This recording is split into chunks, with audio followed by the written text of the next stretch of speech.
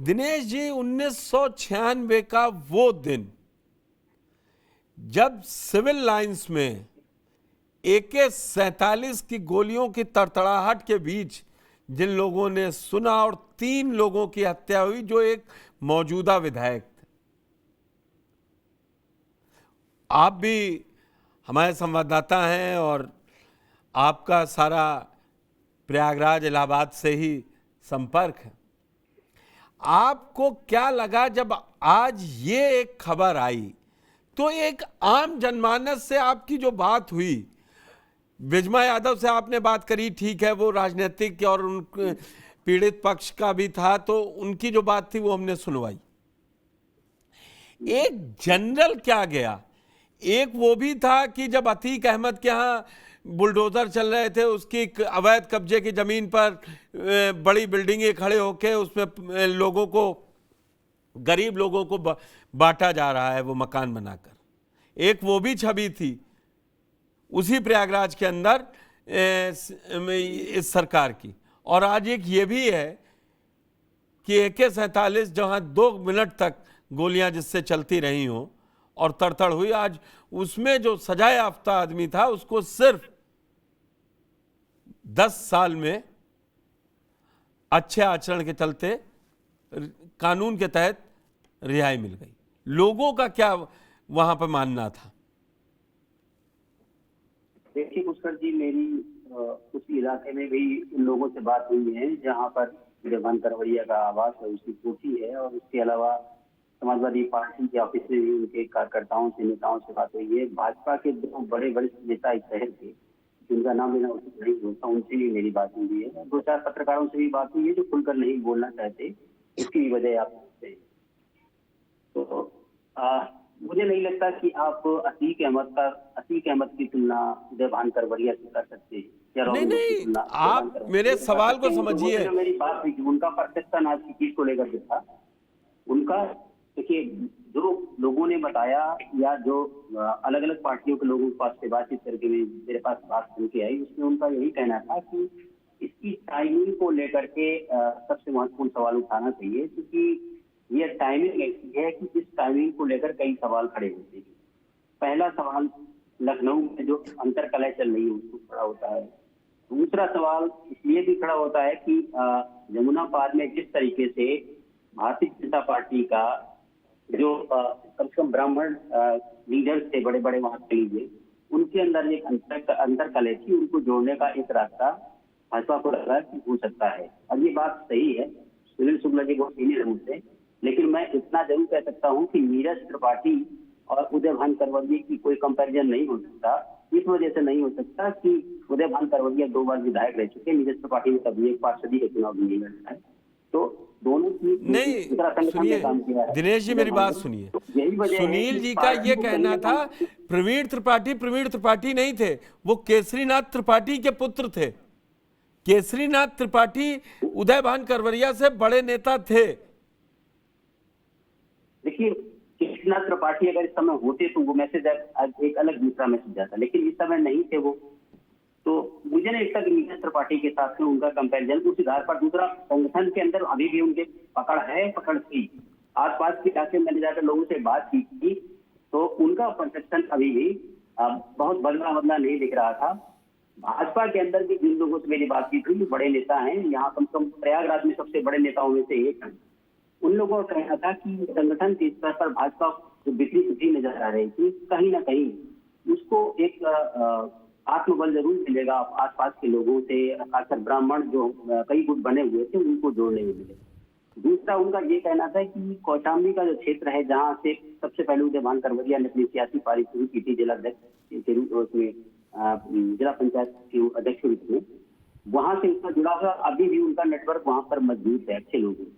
तो कहीं ना कहीं पार्टी और संगठन को मजबूत करने में चुनाव नहीं लड़ सकते। लेकिन उस करके एक और मैं बात करूँ, मुझे लगता है कि ये जो एंट्री हुई है, इस टाइमिंग की जो एंट्री दी जा रही है, ये 2027 के कितने साल पहले हुई है, आप इसको कैलकुलेट करिए। तो क्या 2027 के लिए भी कोई तैयारी है?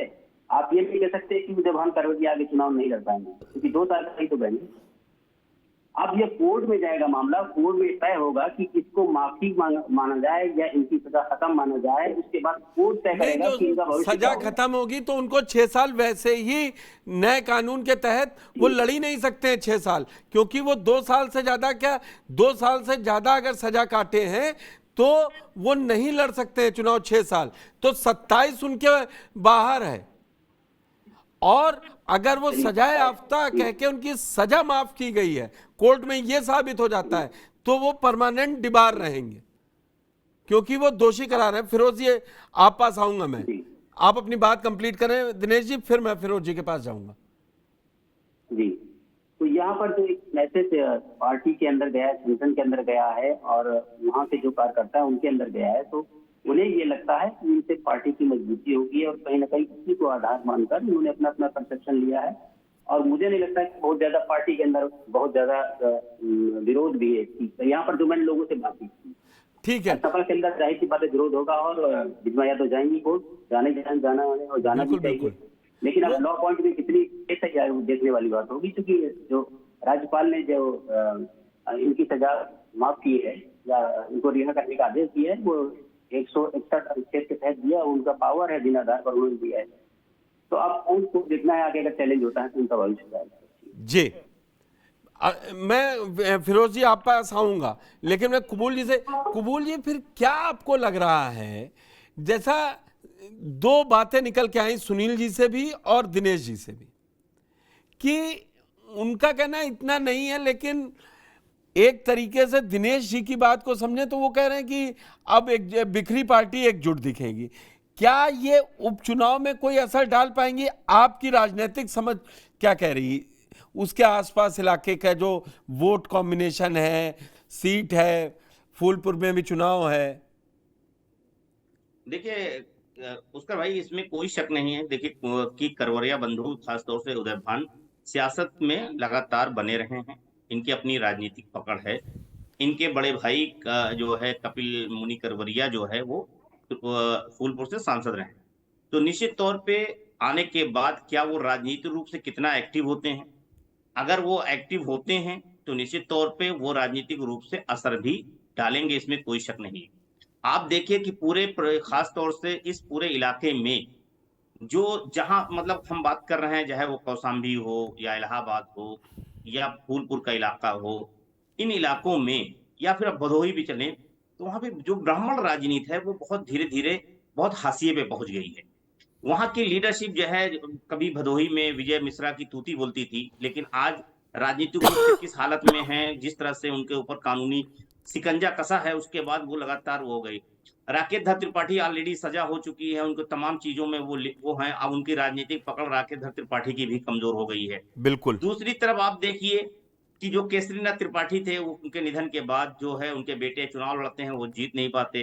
तो और आप कपिल मुनि करवरिया जो करवरिया बंधु, इनकी राजनीति का जो स्वर्णिम काल रहा है, अगर हम बात करें पुष्कर भाई, तो 2002 से लेके 2009 के चुनाव तक के बाद 2012 तक रहा। लेकिन 2012 के बाद से लगातार उनका राजनीतिक रूप से ढलान शुरू हुआ, तो लगातार ढलान बना हुआ है।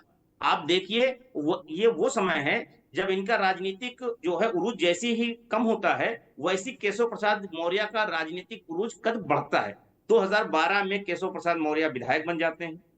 विधायक बनने के बाद 2014 में वो फूलपुर से सांसद बन जाते हैं, और 2014 के बाद वो बीजेपी के प्रदेश अध्यक्ष बन जाते हैं, और 2017 में भारतीय जनता पार्टी उत्तर प्रदेश की सत्ता में आ जाती है। तो आप देखिए लगातार कि कैसे इन केशव प्रसाद मौर्य का कद वहां बढ़ता है, और इनका कद जो है, क्योंकि ये तमाम जो खास तौर से जेल में चले जाते हैं, लेकिन आप देखिए कि जेल में बंद रहते हैं, बंद रहने के बावजूद इनकी जो राजनीतिक खासतौर से जो तीनों भाई हैं, सूरज भान, कपिल मुनि करवरिया, उदय भान, तीनों की राजनीति शुरू बीजेपी से होती है। उसमें कपिल मुनि करवरिया निश्चित तौर पे बसपा में जाते हैं, लेकिन उनके दोनों भाई बने रहते हैं। वो भले ही अपने भाई के नाते, परिवार के नाते वो प्रचार करते हो, लेकिन वो बीजेपी में ही रहते हैं। बीजेपी में, क्योंकि वो मुरली मनोहर जोशी जो एक समय भारतीय जनता पार्टी के राष्ट्रीय अध्यक्ष रहे हैं, बीजेपी के जो टॉप लीडरशिप शीर्ष नेतृत्व था, उनमें से 3 लोगों में से मुरली मनोहर जोशी एक नेता हुआ करते थे। तो और उनके छत्रछाया में थे, उसकी वजह से खासतौर से जो बीजेपी की ब्राह्मण लॉबी रही है, चाहे वो कलराज मिश्रा की बात कर रहे हो और ब्रह्मदत्त द्विवेदी, जो दो लोग सबसे ज्यादा इनकी पैरवी कर रहे थे जब ये हुआ कि जब जो गवाही देने वाले उसमें थे, वो ब्रह्मदत्त द्विवेदी, जो आप अगर उनके बारे में वही जो 1996 वाला जो 95 वाला गेस्ट हाउस कांड रहा है, उसमें मायावती के बड़े वो भाई के तौर पे उभरे थे, जो बीजेपी के नेता थे। तो हमारे फर्रुखाबाद के थे, फिरोज भाई मुझे बता बिल्कुल सकते बिल्कुल, हैं, हमारे हिसाब फर्रुखाबाद से के थे, हम फर्रुखाबाद के हरदोई के हैं, ब्रह्मदत्त हाँ द्विवेदी जी को हाँ बहुत अच्छी तरीके से हाँ जान रहे हैं हम। हाँ। तो ये मतलब है उनकी जो खास तौर से बीजेपी की ब्राह्मण लामी थी, उसमें बहुत अच्छा खासा प्रभाव था, उनकी अपनी पकड़ थी। मुझे लगता है कि और जिस तरह से अभी हाल में मुझे लगता है कि इनकी रिहाई इधर होती है, और ये जिस मुझे लगता है कि 19 तारीख की बात है, उस दिन कलराज मिश्रा की और केशव प्रसाद मौर्य की एक मुलाकात भी होती है 19 तारीख को। 2 दिन पहले की, ये 3 दिन पहले की बात है कि कलराज मिश्रा, मुझे लगता है 3 दिन पहले है, सॉरी हाँ है, 3 दिन पहले कलराज मिश्रा और केशव प्रसाद मौर्य की भी एक मुलाकात होती है, और वो लखनऊ में मुलाकात होती है। तो मुझे लगता है ये सारी चीजें उदय भान परिवार का होना, मतलब रिहा होना उदय भान का, दूसरी तरफ जो है आप देखिए कि कलराज मिश्रा जो कि इस मामले में कभी उदय भान करवड़िया के साथ खड़े थे, वो उनका लखनऊ आना, केशव प्रसाद से मिलना, इधर आज इनको रिहा हो जाना, मुझे लगता है ये सारी चीजें राजनीतिक रूप से जुड़ी हुई हैं। एक बात और आपने कहा कि इनका क्या प्रभाव है, तो मुझे लगता है जिस तरह से इलाहाबाद, कौशाम्बी, इस जगह पे ब्राह्मण राजनीति का थोड़ा सा लीडरशिप खत्म हुई है, ऐसे में जो स्पेस खाली है, मुझे लगता है कि वो उदय भान और करवरिया बंधु वो भरने में काफी हद तक, क्योंकि उनके जो और भी जो परिवार के और लोग हैं वो भी अभी राजनीति में सक्रिय हैं, लेकिन वो प्रभावी नहीं है। लेकिन उदय भान आने के बाद जो उनका ताकत है वो उसको मिलेगी, और मिलती है, तो मुझे लगता है उनका कद बढ़ेगा। ठीक है, कबूल।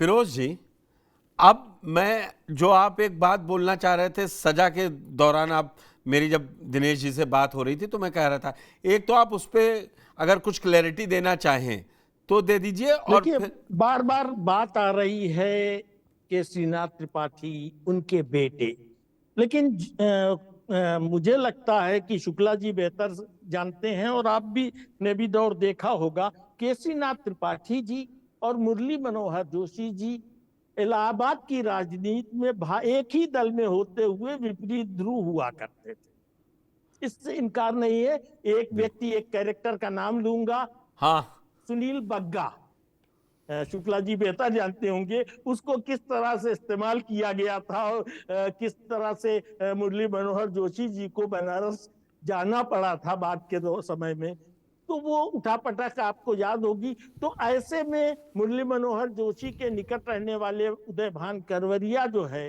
वो परिवार खास तौर से केसरीनाथ त्रिपाठी के परिवार के प्रति उस तरह का भाव नहीं रखेगा, उस तरह का अनुराग नहीं रखेगा।